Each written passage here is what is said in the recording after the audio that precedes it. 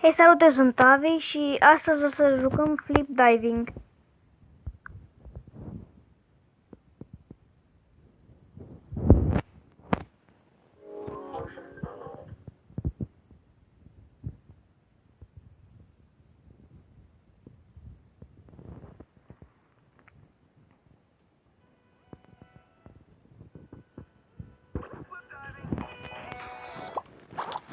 Regula acestui joc este să sărim în săgeată sau în picioare și să facem și un flip. Vedeți, dacă sărim pe burtă nu merge.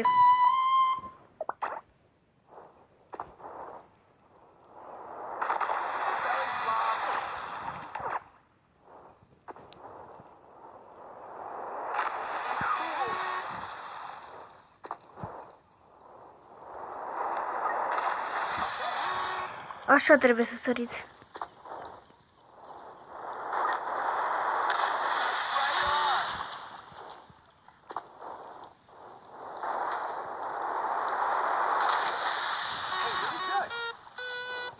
Ne dă deja la runda a doua.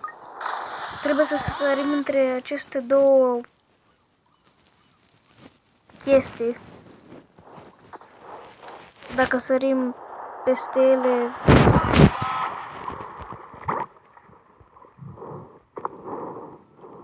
e rău. Uitați.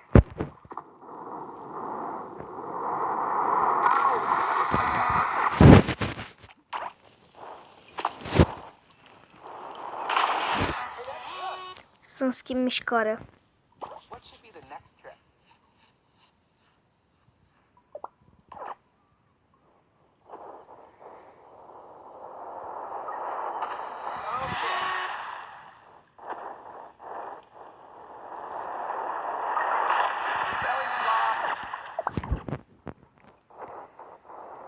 Săgeata trebuie să fie cât mai apropiată de apă când sărim.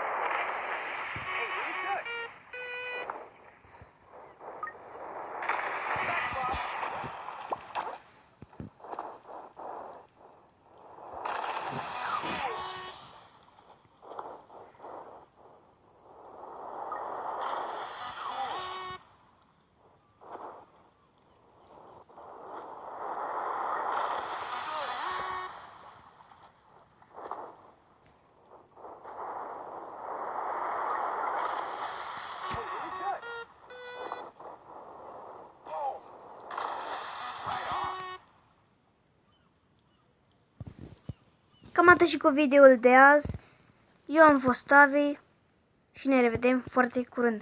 Și am uitat să vă arăt intro-ul. Am uitat să-l pun la început.